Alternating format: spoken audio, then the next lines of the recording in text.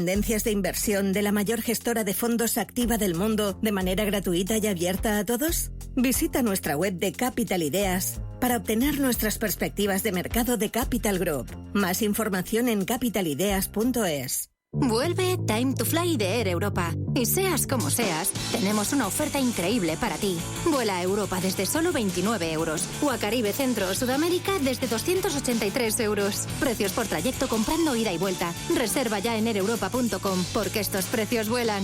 Air Europa. Tú decides. Si caminas solo, irás más rápido. Si caminas acompañado, llegarás más lejos. Luna Sevilla es su asesor patrimonial de referencia. Prestando nuestros servicios como agentes de Caser Asesores Financieros, somos una empresa con amplia experiencia profesional y una clara apuesta por la formación de calidad, la información transparente y objetiva y por el asesoramiento financiero personalizado y continuado. Si desea más información, visite lunasevilla.es o llámenos al 91 762 3442.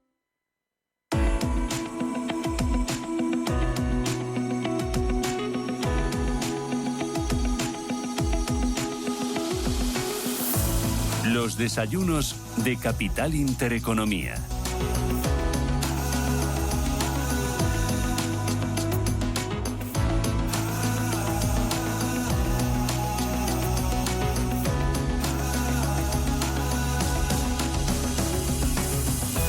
Hoy en Desayunos Capital vamos a poner el foco en los consejos de administración. Vamos a explicarles cuál es la función, cuáles deben ser las habilidades de un buen consejero, cómo se crea un buen consejo, cuál es el poder que tiene dentro de la compañía y cuánto influye su acción y su toma de decisiones dentro del negocio de la empresa, y luego cómo pueden crear valor dentro de la compañía. Para ello me acompaña Pedro Gato Andeiro. Pedro, ¿qué tal? Buenos días, bienvenido. Buenos días, Susana. Que es socio en Paragon Partners, es una firma independiente especializada en asesoramiento a consejos de administración y equipos de alta dirección. Pedro es consejero independiente del Grupo Rothman de la industria de construcción naval y consejero asesor internacional del Banco Europeo de Reconstrucción y Desarrollo en Londres, ingeniero de caminos y MBA del IES. Y acabas de aterrizar desde Irlanda, ¿no? Porque vives en Irlanda, me decías. Exacto, sí. Desde hace unos años decidí dar también exposición internacional a mis hijos y, bueno, hace 7 años vivimos toda la familia, mi mujer y mis hijos, en Dublín. Pero bueno, yo estoy en Madrid todas las semanas. Oye, ¿cómo se ve Madrid? ¿Cómo se ve España desde Irlanda? Bueno, se ve bien, hay buena perspectiva y yo creo que por el contacto que tenemos con todas las empresas que trabajamos, la verdad es que hay muchas ganas de invertir y de avanzar en los planes estratégicos, o sea que la perspectiva es buena. Hoy vamos a poner el foco en los consejos de administración. ¿Cuál es la función de un consejo? Bueno, en una empresa hay 3 niveles de decisión, ¿no? Yo creo que la audiencia conoce perfectamente que hay un nivel que es el de la propiedad, otro que es el del Consejo de Administración y otro que es el del Comité de Dirección. Entonces, la función principal del Consejo de Administración es la de defender los intereses de la sociedad por delegación de la propiedad y la de inspirar al Comité de Dirección a que ejecute todo aquello que el Consejo de Administración aprueba. Y el Consejo de Administración tiene como principal objetivo crear valor y ayudar a todo el grupo a crear valor dentro de la compañía. Exacto. La dinámica del Consejo de Administración y del Comité de Dirección es diferente. El Consejo de Administración generalmente es un equipo de profesionales que aprueba los planes estratégicos, delega, supervisa la marcha de la gestión de la compañía, y el comité de dirección es el que ejecuta, es el que hace que las cosas ocurren, es el que propone al Consejo de Administración nuevas iniciativas. Tienen que trabajar muy de la mano. Exacto.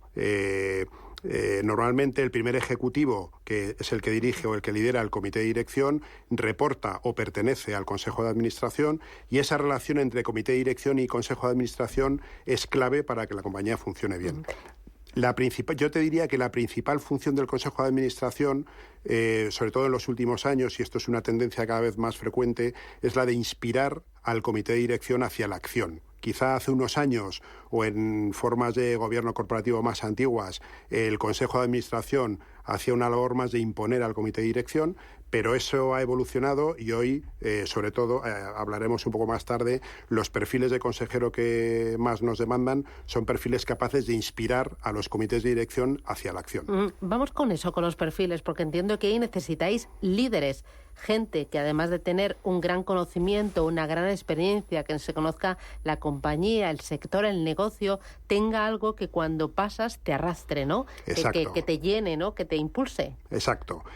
Además, el perfil de consejero que nos piden, nosotros buscamos perfiles de consejeros independientes para muchas compañías, ha cambiado mucho con toda la situación de crisis que hemos tenido, tanto por el COVID como por, la crisis financiera, la inflación, la nueva situación geopolítica.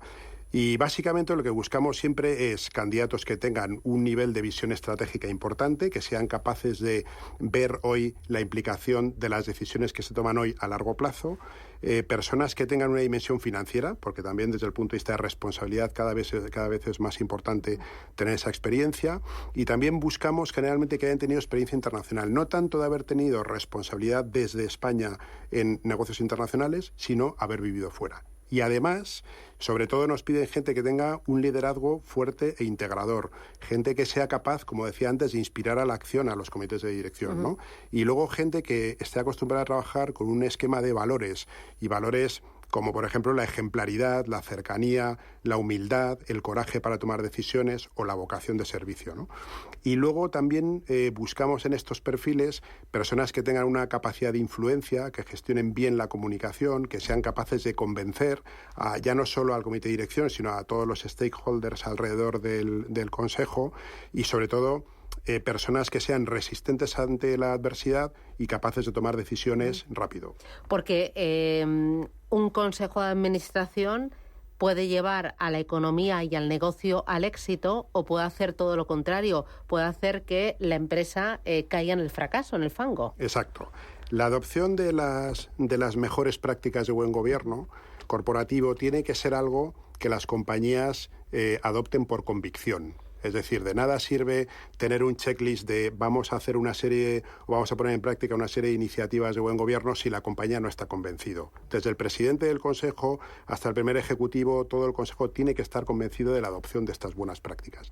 Y está demostrado, nosotros lo vemos por todos los clientes con los que trabajamos y por otros casos que son públicos, que aquellas compañías que tienen una fortaleza en su sistema de gobierno corporativo y que adoptan sistemáticamente estas buenas prácticas, generan valor, ¿no? ¿Qué prácticas son estas, por descender a lo concreto? Pues, por ejemplo, la evaluación independiente de los consejos o la elaboración de planes de sucesión de las figuras clave del comité de dirección o del consejo de administración, o la búsqueda de consejeros independientes utilizando firmas de servicios profesionales como la nuestra, como Parangon Partners, son herramientas o son buenas prácticas que requieren de una inversión tanto en recursos económicos como en tiempo del Consejo y del equipo directivo, pero que al final redundan en generar valor para esas compañías. ¿Cómo puede una persona, imagínate cualquiera de las personas que ahora mismo nos están escuchando y que cuando has mencionado todas esas habilidades que debe tener un consejero y dice, yo me veo reflejado en muchas de ellas, ¿cómo puede acceder una persona a un consejo de administración de una gran compañía? Bueno, Susana, yo creo que aquí hay un proceso personal para prepararse uno ante la posibilidad de ser un consejero independiente. Una primera pregunta es reflexionar uno mismo si uno quiere ser consejero o no, porque aquí hay una parte, primero, de visibilidad y segundo, de responsabilidad. La responsabilidad del consejero es algo que está recogido en la Ley de Sociedades de Capital, pero por resumirlo de una manera muy ejecutiva, hay una responsabilidad civil, hay una responsabilidad mercantil y hay una responsabilidad penal.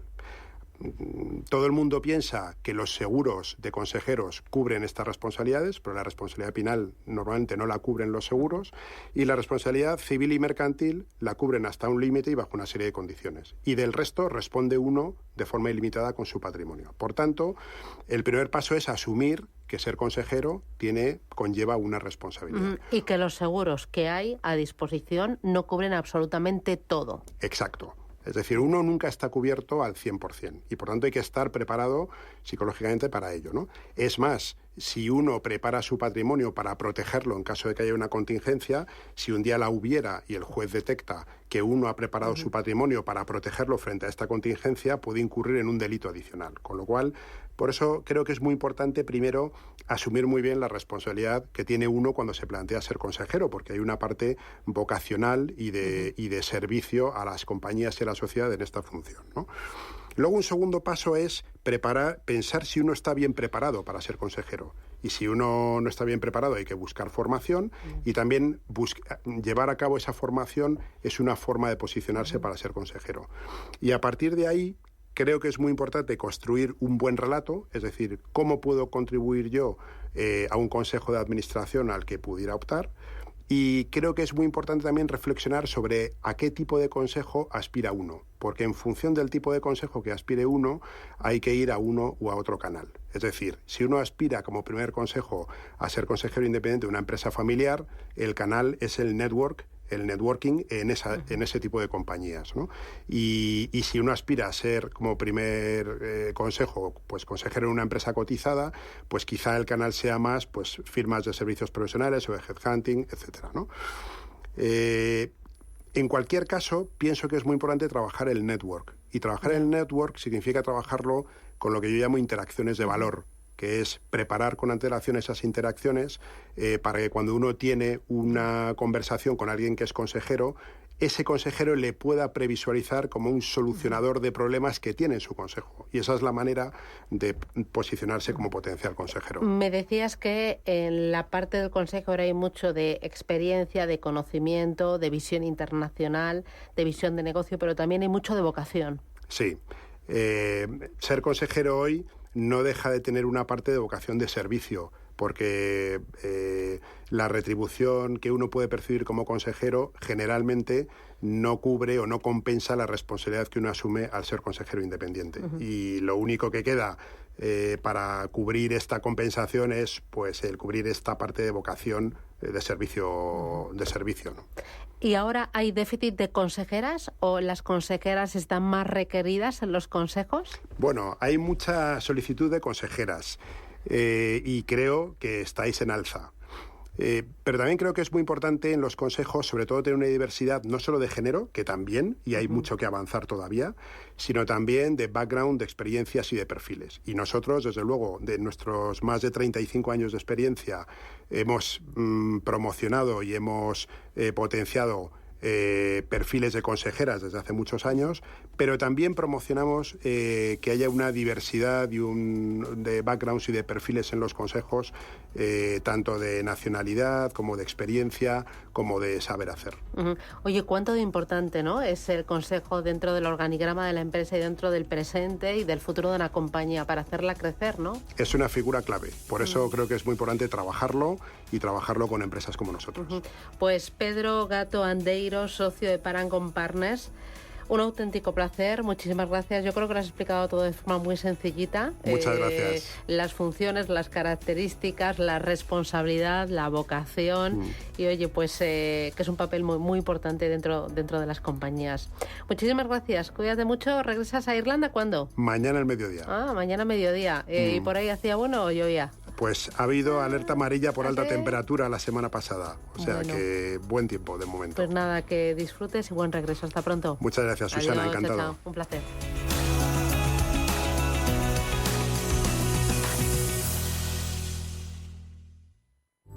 La Hora de Miguel Ángel es un programa dedicado a la salud y la prevención de enfermedades. Con un lenguaje claro y sencillo, te explica cómo llevar una vida saludable. Todas las noches a la 1:30 de la madrugada en Radio Intereconomía. ¿Quieres operar en el mercado americano con tiempo real gratis? Disfruta de tiempo real gratuito de hasta 10 posiciones en los contratos de futuros más populares de CME Group. Abre tu cuenta real ahora sin saldo mínimo ni comisión de mantenimiento y empieza a operar. eBroker.es. Reinventando el trading. Producto financiero que no es sencillo y puede ser difícil de comprender. Radio Intereconomía es la mejor plataforma para dar a conocer, relanzar y poner voz a su empresa. Nuestro equipo comercial le asesora para conseguir sus objetivos. Contacte con nosotros. Teléfono 91 999 21 21 y en el mail comercial@intereconomia.com. Radio Intereconomía, la radio de las empresas.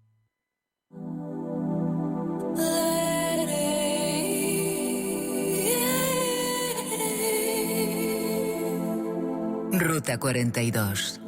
Los sábados a las 8 de la tarde en Radio Intereconomía. Un viaje infinito por las grandes músicas. Ruta 42. Un programa de Joaquín Martín.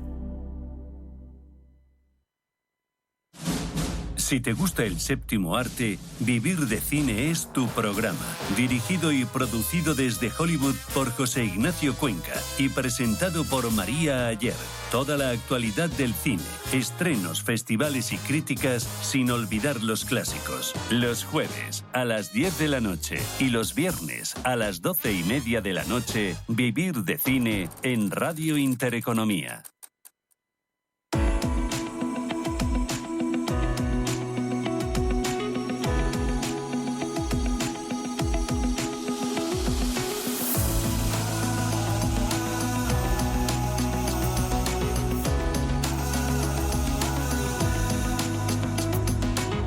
Intereconomía.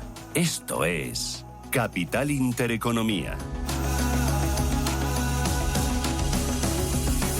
Ahora vamos a poner el foco en la inversión inmobiliaria y lo vamos a hacer con Homely One. Me acompaña Amadeo Navarro Medina. Amadeo, ¿qué tal? Buenos días, bienvenido. Buenos días, Susana. Que es cofundador de Homely One. ¿Qué es Homely One? ¿A qué os dedicáis?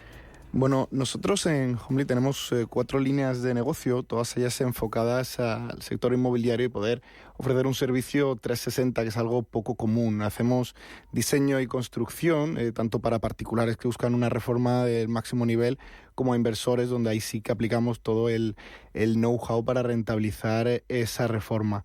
Tenemos la parte de intermediación inmobiliaria, donde usamos tecnología de realidad virtual que generamos en nuestro propio estudio de arquitectura. Tenemos la parte de gestión de propiedades también, tanto en alquiler corporativo, en turístico y coliving. De hecho, en 2020, Susana, fundamos Culivers, que es la segunda gestora de coliving de Madrid. Y por último, la parte que yo creo que es la más interesante, que es la inversión inmobiliaria, ¿no? Que en este tiempo pues hemos realizado más de 70 proyectos de compra, reforma y venta, con muy buenos resultados a nuestro modo de ver. Y bueno, pues con tigres superiores al 18% por operación. Uh-huh. Esa experiencia que tenéis en el inmobiliario, tanto en construcción, diseño, gestión como inversión, os ha llevado a lanzar un vehículo de inversión para aprovechar las oportunidades en el residencial. Háblame de este vehículo de inversión. Efectivamente, Susana. Pues ahora mismo estamos en un proyecto que consiste en la creación de un portfolio de activos inmobiliarios en alquiler de corta estancia, básicamente centrado en las ciudades más turísticas de España, con el objetivo de venderlo en su conjunto. Aquí lo que vamos a buscar es activos que están deprimidos por algún motivo, bien porque necesiten una reforma, bien porque necesiten un cambio de gestión, una solución legal o urbanística, y vamos a aportarle valor por el camino. ¿A qué tipo de inversores va dirigido este vehículo de inversión? Bueno, aquí vamos desde el particular que quiere diversificar un poco su inversión, una alternativa, por ejemplo, pues al mercado de valores, quiere entrar en la inversión inmobiliaria de algún modo, está, imagínate, pensando en comprar una vivienda, oye, pues esto es una buena alternativa porque la rentabilidad que ofrece es mucho mayor. Y también a las empresas que quieran diversificar sus beneficios en un proyecto que es, yo creo, algo con un potencial bastante alto en cuanto a términos de rentabilidad y sobre todo con un riesgo bastante limitado. ¿Por qué alquiler turístico? Bueno, el alquiler turístico, al final, aparte de que es el más rentable, tenemos en cuenta que España es un país que vive de esto, ¿no? Para que tengas un dato, por ejemplo, más del 61% del crecimiento económico del país en 2022 viene de la parte del turismo, y este año va a representar el 14% del PIB. Entonces esto nos muestra un poco la importancia. Pero no solo eso. Ahora mismo tenemos un problema social que tiene que ver con el alquiler turístico, y básicamente es la falta de regulación en muchas de estas ciudades, ¿no? Entonces, al final nosotros lo que hacemos es solventar todos estos problemas comprando activos, edificios completos que vienen ya respaldados con licencias y toda la seguridad legal. Háblame de esos activos, porque me decías que son activos algo deprimidos, ¿no? Me hablas ahora de edificios. ¿Cómo son? Bueno, al final, por ejemplo, en Madrid pues vamos a entrar tanto en locales, naves, como edificios completos, y fuera de lo que es la ciudad de Madrid vamos a centrarnos solo en unidades o complejos turísticos completos o edificios. ¿Para qué? Para tener esa seguridad. Va a estar diversificado geográficamente, como un 60% en Madrid, un 40% resto de España, y sobre todo hablamos de ciudades con alto valor turístico, ¿no? Córdoba, Sevilla, Menorca, Valencia. Son ciudades que queremos trabajar, aparte de, por supuesto, Madrid. Claro, vosotros localizáis el inmueble, ¿no? Después de un estudio muy pormenorizado, y luego lo reformáis para dedicarlo a alquiler turístico. Exacto. O sea, nosotros hacemos al final un aporte de valor por el camino, desde lo que es la identificación de la oportunidad, que es lo que llevamos haciendo todos estos años, es lo que mejor se nos da, el aporte de valor mediante la reforma y la gestión. Hay un proceso de estabilización hasta que ya factura, digamos, una cifra lineal, y luego cuando tenemos ya el portfolio con todos los activos, es el momento en el que nosotros nos planteamos esta venta en conjunto, que es lo que le da valor realmente al proyecto. Si yo quiero invertir en alquiler turístico y sumarme a este conocimiento y esta experiencia y esta trayectoria que tenéis en el desarrollo y en la gestión de este tipo de inmuebles, ¿cómo lo puedo hacer? ¿Cómo funciona ese vehículo de inversión? Pues mira, el vehículo de inversión ya está creado, tiene un capital social de 5 millones de euros, y nosotros lo que vamos a buscar es socios inversores que se unan a nuestro proyecto junto con nosotros. Los gestores somos los primeros que aportamos en este proyecto, y básicamente lo haremos a través de una ampliación de capital, ¿no? El ticket mínimo son 50.000 euros y bueno, pues a partir de ahí lo desarrollaremos, ¿no? ¿Y el objetivo es llegar a cuánto patrimonio? El objetivo es llegar a 30 millones de euros en valor de activos para vender por un total de una cifra de en torno a los 50 millones. Ese es el óptimo, por lo que nosotros hemos tenido contacto con algunos compradores institucionales. ¿Y durante cuánto tiempo va a durar el proceso de captación de patrimonio y luego cuándo va a llegar el proceso de desinversión? Bueno, pues si bien nosotros a partir del año 2 ya vamos a empezar a salir al mercado a vender, nosotros estimamos que el proyecto va a durar 4 años. Ese es el horizonte temporal que nos planteamos desde lo que es la compra, reforma, estabilización, hasta el momento de la venta. ¿Cuántos inmuebles va a haber dentro de ese vehículo de inversión?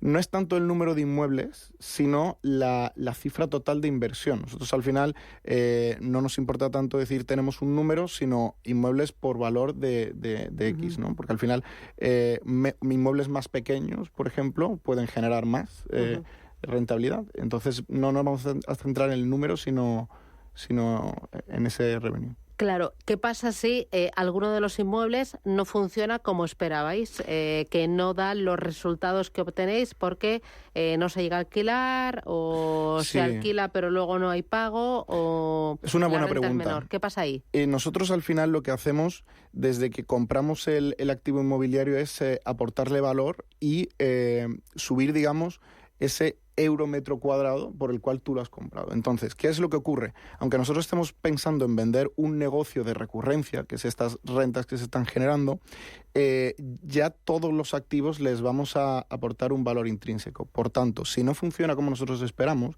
lo que vamos a hacer es desinvertirlo de manera disgregada. Los venderemos y probablemente los vendamos con plusvalías y sigamos funcionando con el resto. El objetivo es siempre vender todos los inmuebles porque dices, oye, hay 2 o 3 que me funcionan muy bien, que me dan una rentabilidad asegurada, un retorno constante. Oye, pues ¿para qué vender?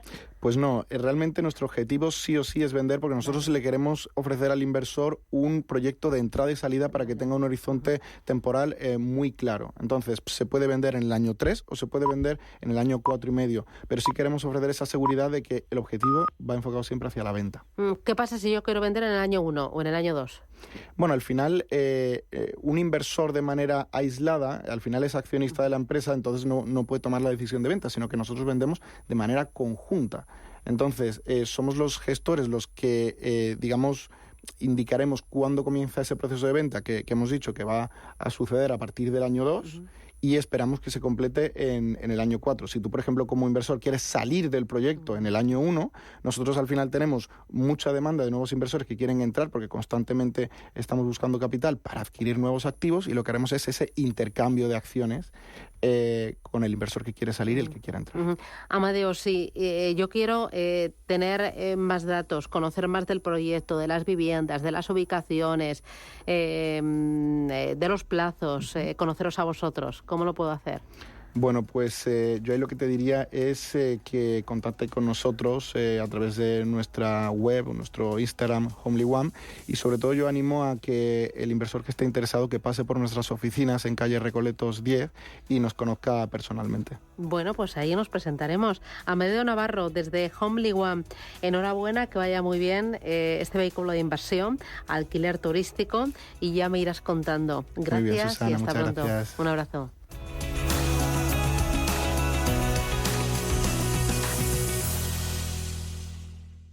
Y entonces un día, ¡pam!, vas y empiezas a quererte. Te miras y te dices, voy a vivir mi vida. Te miras otra vez, por fuera y sobre todo por dentro. Y tomas lo que más te gusta. Y en ese mismo momento te dices, me quiero. Es hora de quererse. El Pozo Bienestar, uno más de la familia. Tan, tan, tan, tan, tan. La cuenta online del Santander es tan fácil de abrir que lo puedes hacer desde donde quieras. Santander en digital es Santander. Santander, por ti, los primeros. Consulta condiciones en bancosantander.es. Convocamos la segunda edición de los premios Radio Intereconomía para reconocer el liderazgo de las empresas y la industria en nuestro país. Premios a las categorías de innovación, impacto, sostenibilidad, excelencia y liderazgo. ¿Quieres formar parte de ellos? Infórmate en premios.intereconomía.com.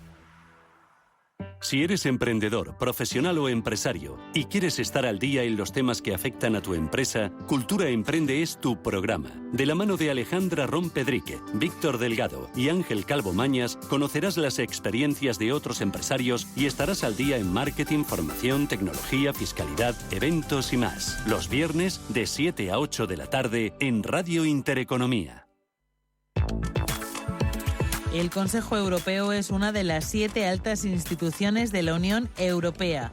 Está integrado por los jefes de Estado y de Gobierno de los Estados miembros, el presidente de la Comisión Europea y el presidente del Consejo Europeo, que es quien preside las reuniones. En sus encuentros también participa el alto representante de la Unión para Asuntos Exteriores y Política de Seguridad, aunque no es miembro de pleno derecho. Sus funciones son de orientación política y de jefatura colectiva simbólica. Fija las grandes directrices y objetivos de la Unión en los ámbitos más relevantes, aunque la potestad legislativa le está expresamente vetada por los tratados. Su sede está en Bruselas. Preside actualmente el organismo el belga Charles Michel. El Consejo Europeo es el heredero de las conferencias en la cumbre que reúne a los jefes de Estado y de Gobierno de los Estados miembros de la Comunidad. La primera de estas cumbres europeas se celebró en París en el año 1961.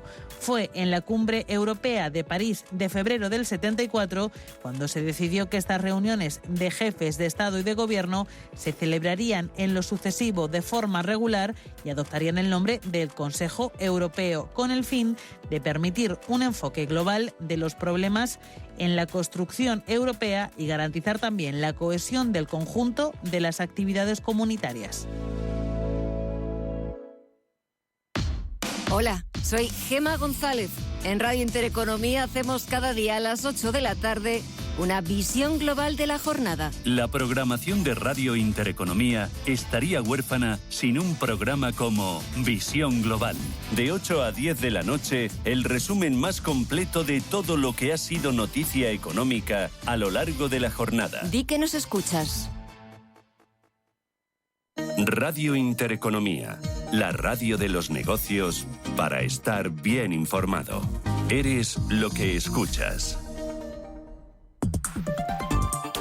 La CNMV es el organismo que se encarga de supervisar los mercados de valores españoles y la actividad de los agentes que intervienen en ellos. Su creación en 1988 formó parte de una profunda reforma del sistema financiero español y desde entonces su normativa se ha ido actualizando para adaptarse a la evolución de los propios mercados y para introducir nuevas medidas de protección de los partícipes. Su objetivo principal es asegurar la transparencia en la operativa y la correcta formación de precios, lo que implica que recibe una gran cantidad de información. La CNMV supervisa e inspecciona productos financieros de todo tipo, desde salidas a bolsa a registros de fondos de inversión, pasando por las emisiones de renta fija. Las empresas cotizadas están obligadas a presentar ante el regulador cualquier noticia que pueda afectar al precio al que cotizan sus acciones, ya sea la compra de una compañía rival, cambios en su accionariado o reducción de deuda, por mencionar algunos ejemplos. Además, la CNMV vigila que las empresas de inversión colectiva y las entidades de crédito actúen correctamente cuando comercializan sus productos. Por último, la Comisión Nacional del Mercado de Valores, junto al Banco de España, desarrolla iniciativas para incrementar la educación financiera de los ciudadanos y asesora al Gobierno y al Ministerio de Economía en materias relacionadas con el mercado de valores.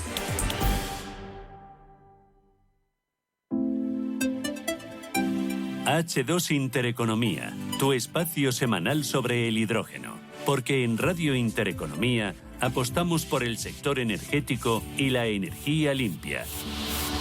Presenta Rubén Gil.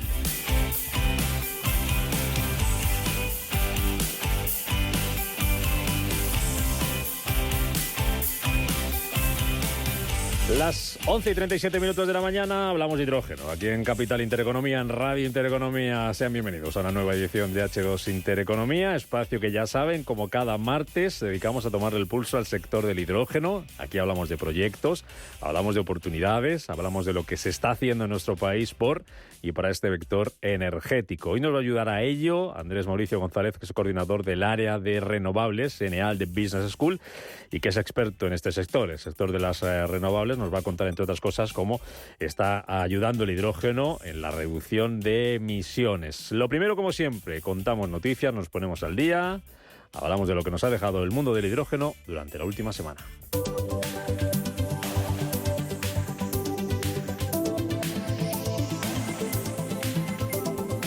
Lo hacemos con Paloma Arnaldos y comenzamos en Bruselas, que descarta que el hidrógeno viaje por los actuales gasoductos y aboga por una red de hidroductos nueva. Desde la Comisión consideran que la mezcla de hidrógeno en la red de metano solo puede ser una solución transitoria. Aquí en España, la Comunidad Valenciana impulsará el Pacto Valenciano del Hidrógeno Verde. La Generalitat asegura que se trata de una colaboración público-privada dirigida a crear un hub industrial de energías renovables con el objetivo de liderar en el sur de Europa la transición energética de sectores tan relevantes como el cerámico, el químico, la movilidad o la aviación comercial. De la Comunidad Valenciana Andalucía, allí la Junta destaca que ya trabaja para el desarrollo del hub del hidrógeno verde en la provincia de Almería. Con empresas y entidades dedicadas a actividades de generación, transporte y uso de este gas industrial. Esta iniciativa se enmarca en la Alianza Andaluza del Hidrógeno Verde. En clave empresarial, Toyota estrena su primera planta de hidrógeno verde a partir de biogás. Está dotada con una tecnología denominada Trigen. Esta instalación, ubicada en California, producirá además de hidrógeno, agua agua y electricidad completamente renovables. Cepsa anuncia que ya tiene vendida más del 60% de su producción de hidrógeno verde hasta el año 2030. Con una inversión de 3.000 millones, la energética está desarrollando 2 proyectos de 1 gigavatio cada uno de producción de hidrógeno verde en Huelva y en Cádiz. Solaris entregará el mayor pedido de autobuses de hidrógeno de Europa. La entrega comprenderá 127 unidades de Urbino de 12 metros, 12 autobuses de hidrógeno para la ciudad de Bolonia y 3 unidades para Ferrara. El transportista también tendrá derecho a ampliar el pedido con 140 autobuses adicionales como opción. Y Nortegas logra inyectar en red un 15% de hidrógeno verde en mezcla con el gas natural. Esta prueba evitaría 2,5 millones de toneladas de CO2 anuales, el equivalente a las emisiones generadas por 2,7 millones de hogares, el 34% del total que consume gas natural en España.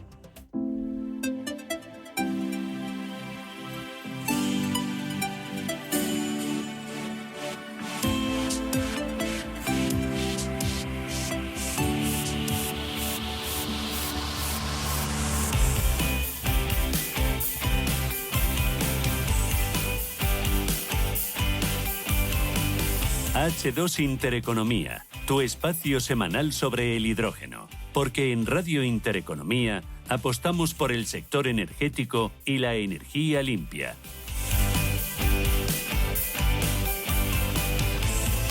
Bueno, pues se lo contábamos ahora mismo para comenzar estas noticias. Bruselas descarta que el hidrógeno viaje por los actuales gasoductos y abroga por una red de hidroductos nueva. Lo hace en la publicación de un informe sobre el hidrógeno y el impacto del hidrógeno, en el que descarta que la producción de hidrógeno renovable baje de 2,5 euros kilo.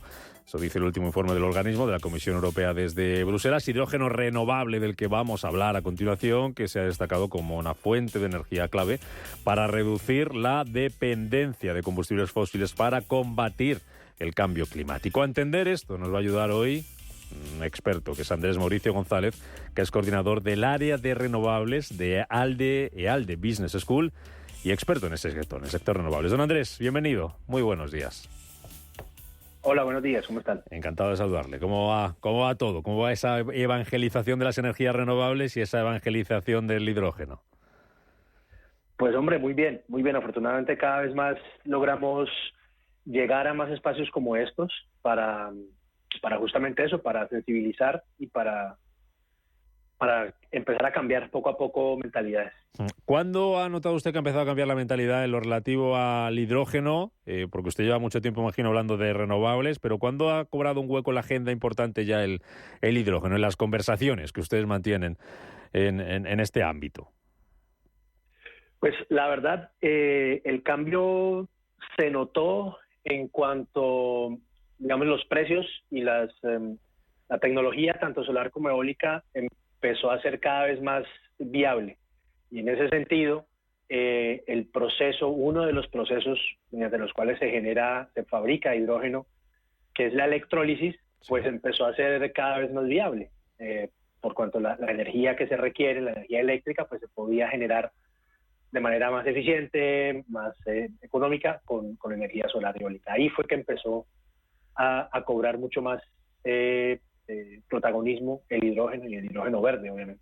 Sobre esto que contaba ahora, y en relación a ese informe de la Comisión, de hidrógeno renovable como pieza importante, de fuente de energía clave para reducir la dependencia de los combustibles fósiles, lucha contra el cambio climático, ¿qué aporta, don Andrés, el hidrógeno en la lucha contra la reducción de emisiones y qué papel está jugando también en el mix de renovables?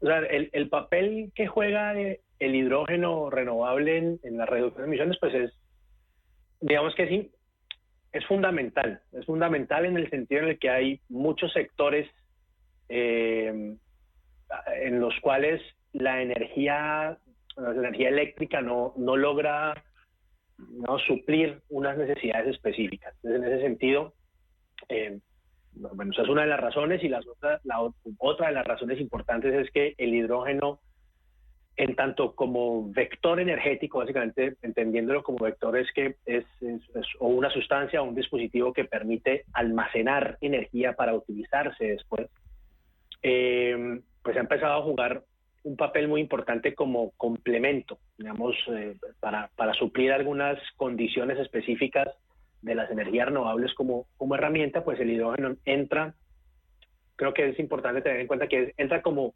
no como la solución, sino como otro ingrediente a las soluciones.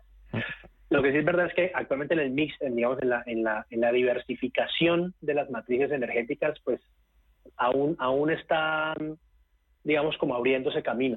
Lo que ustedes incluso lo estaban mencionando antes de iniciar, porque uno de los retos importantes del hidrógeno es cómo transportarlo. Sí. Y entonces, pues, digamos que todavía su papel en la diversificación está abriendo ese camino, pero sí que las expectativas son muy, muy interesantes y muy prometedoras. Aún así, a pesar, don Andrés, de los retos, de las dificultades que todavía tiene esto y el camino que le queda por andar, ¿por qué está creciendo tanto el hidrógeno? Os hablaba usted al comienzo del precio, pero imagino que también es porque hay más interés comprador, porque también hay más ayudas a proyectos.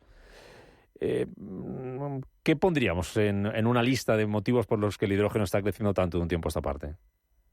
A ver, lo primero, yo verdaderamente sí creemos que es el aspecto fundamental fue el lograr que el proceso de la electrólisis fuera financieramente viable. Entonces, además que la electrólisis demanda grandes cantidades de energía eléctrica, entonces en ese sentido hacía que el proceso fuera muy costoso porque la energía eléctrica provenía de, digamos, de fuentes fósiles o altamente contaminantes o caras o costosas. Cuando la generación de energía eléctrica por fuentes renovables, principalmente la solar y la eólica, empezó a ser cada vez más viable, las tecnologías fueron cada vez más menos costosas y todo esto, el hidrógeno proveniente de la electrólisis empezó a tener un segundo resurgir, porque digamos que esta metodología, este método de la electrólisis empezó a ser mucho más viable. Y evidentemente otros aspectos importantes, por ejemplo, lo que ha ocurrido en el continente europeo con la guerra en Ucrania, y es esa dependencia de recursos externos, hizo cambiar un poco como la visión. Y qué podemos hacer. O sea, generamos en algunas ocasiones mucha energía con sol, mucha energía con viento, a tal punto que a veces se desperdicia porque la generamos, no la utilizamos, no la almacenamos. Entonces el hidrógeno pues cobra más importancia, porque el hidrógeno, justamente lo que les decía, sirve como almacenador de energía para utilizarla después. Entonces por eso está creciendo tanto el hidrógeno, con sus retos, pero con unas proyecciones que hacen pensar que esos retos, pues si se trabaja correctamente y con empeño, pues se pueden superar. ¿Qué países están liderando la carrera del hidrógeno y en qué lugar está España?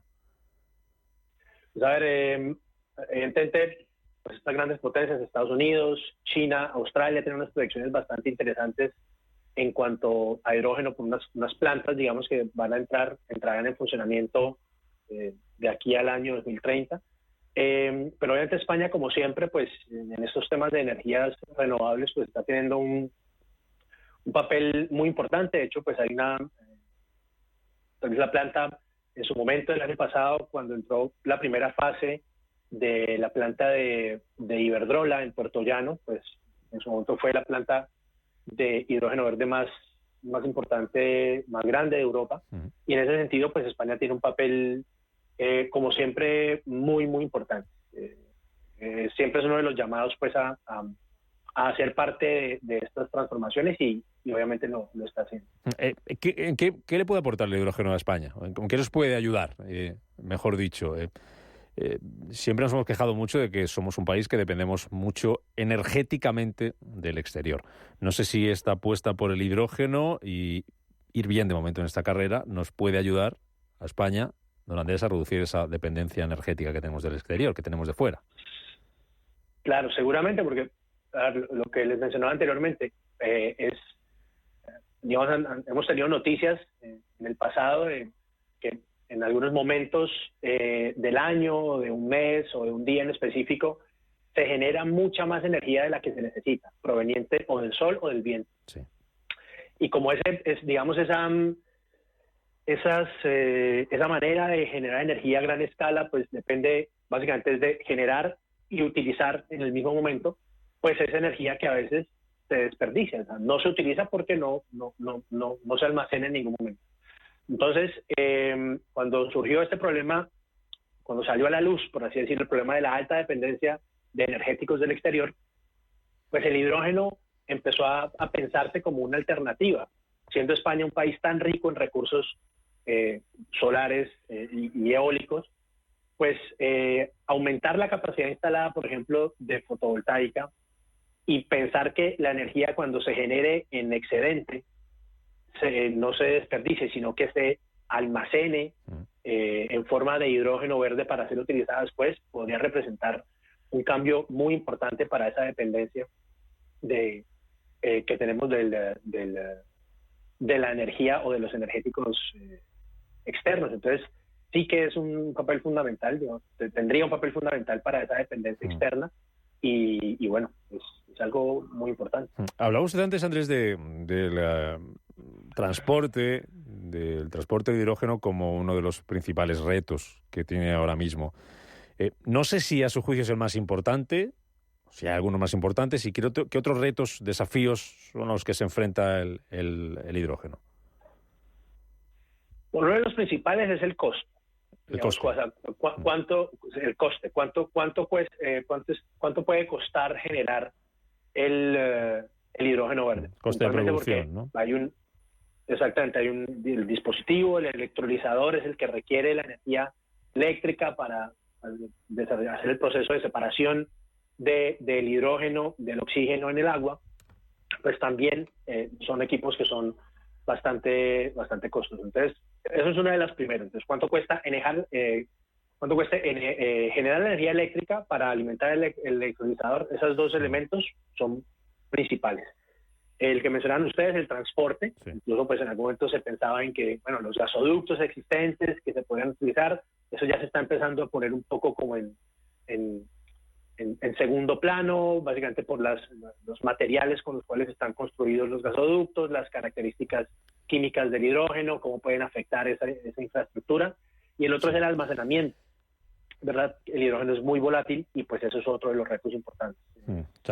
Puede ser en ese orden. O sea, el coste, el transporte y el almacenamiento. Por eso que nos explicaba usted ahora de que se está empezando a descartar que el hidrógeno viaje por las infraestructuras que ya están, por los gasoductos, es un poco lo que decía Bruselas, ¿no? Que contábamos también al comienzo, que descarta que el hidrógeno viaje por los gasoductos que tenemos ahora mismo y cree que vamos a tener que hacer infraestructuras nuevas. Exactamente. Claro, la otra alternativa es, digamos, optar por la arquitectura no centralizada, sino distribuida. Entonces, digamos, el transporte juega un papel fundamental cuando se genera hidrógeno a gran escala y se tiene que transportar a los lugares de utilización. Pero cuando se plantea el hecho de generarlo mucho más cerca del lugar de utilización, o digamos, sí, del lugar donde se pueda llevar al proceso industrial o llevar a una pila de combustible para volverlo a convertir en energía eléctrica, que eso es un proceso, digamos, se utiliza energía eléctrica para fabricar el hidrógeno y dejarlo almacenado. Pero el proceso inverso también se puede utilizar para volverlo a convertir en energía eléctrica. Entonces, esa también puede ser otra alternativa, ya, digamos, pensar en otras maneras de utilización y generación de energía. Le voy a pedir, don Andrés, que saque la bola de cristal para que nos diga qué usos puede tener o qué usos se imagina, además de los que ya tiene, que puede tener el hidrógeno en un futuro. Y sobre todo lo difícil, ¿en cuánto tiempo? ¿De qué plazos estaríamos hablando? Hablo de uso a gran escala, a lo mejor para la empresa, para la industria, pero también se me ocurren usos a más pequeña escala, para, no sé, utilizarlo ¿dónde? De nuestra vida cotidiana, el día a día. ¿Cómo se lo imagina usted? Pues a ver, ya hay muchos proyectos piloto en diferentes lugares del mundo, por ejemplo, en el transporte público, por ejemplo, los buses, los autobuses, los trenes, incluso, que utilicen el hidrógeno como combustible. Y eso ya es, digamos, una realidad, por lo menos en escala de pilotos, a ver, digamos, para básicamente evaluar su funcionamiento y sus condiciones. Y lo que digamos, se está trabajando de alguna manera es lo que le mencionaba anteriormente, es la utilización de estas pilas de combustible, que es básicamente lograr transformar de nuevo el hidrógeno fabricado y almacenado en energía eléctrica. En ese sentido, se podría pensar que en el sector residencial o incluso comercial, pequeño o mediano, pues se pueda eventualmente pensar en que así como almacenamos energía proveniente de paneles solares o de aerogeneradores pequeños, las almacenamos en baterías electroquímicas, las podríamos almacenar en pilas de combustible. Para coches, por ejemplo, y termino con eso, don Andrés, que nos llega la hora de cierre, cuando dentro de unos años ya no se puedan vender vehículos de combustión a nivel europeo, por esa normativa de la Unión Europea, el coche de hidrógeno estará ya listo, será una realidad, tendremos alternativa a que si no podemos comprar coche de combustión tengamos que comprar coche eléctrico, poco más, un tipo de gas. ¿El coche de hidrógeno va a jugar un papel importante ya ahí o no lo ve usted a tiempo? Sí, justamente porque se están generando ya proyectos piloto, por lo menos en el transporte público, justamente con el objetivo de evaluar sus desempeños, la versatilidad, los retos que pueda generar, obviamente con el objetivo de que esto se pueda transferir al transporte privado, no público, sino privado. Entonces, sí que hay unas proyecciones muy interesantes y muchos fabricantes están pensando en esa opción.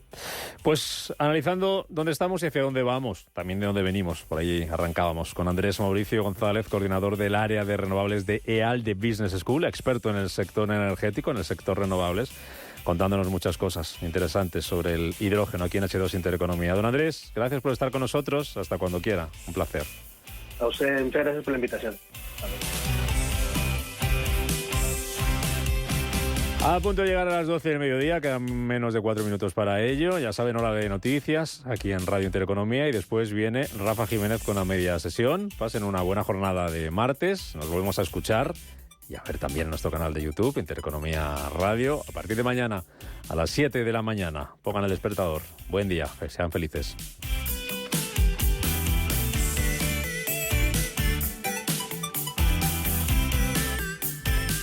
Intereconomía. Esto es Capital Intereconomía.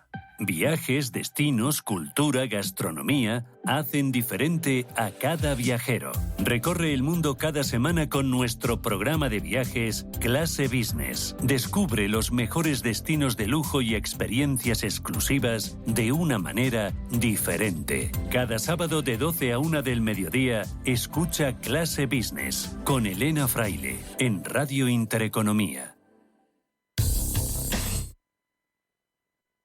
Hola, soy Javier García Viviani. Presento Cierre de Mercados en Radio Intereconomía. Cierre de Mercados es como el punto en la I. Un programa que deja las cosas en su sitio. Di que nos escuchas. Radio Intereconomía.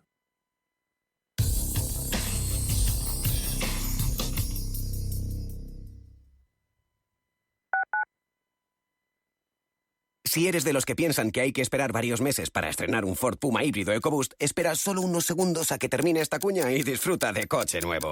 Porque con Ford, si lo quieres, lo tienes. Empieza a disfrutar ya de tu Ford Puma híbrido EcoBoost con entrega inmediata y mantenimiento incluido por solo 12 euros al día. Y ahora que ya lo sabes, ¿a qué esperas? Consulta condiciones especiales en Ford.es. Inversiones inmobiliarias Grupos Eneas, cesiones de créditos, inmuebles en rentabilidad, compra, reforma y venta. Rentabilidades hasta el 12%.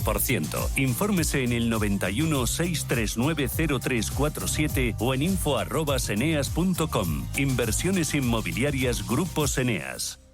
Hola, soy Javier García Viviani. Presento Cierre de Mercados en Radio Intereconomía. Cierre de Mercados es como el punto en la I. Un programa que deja las cosas en su sitio. Di que nos escuchas.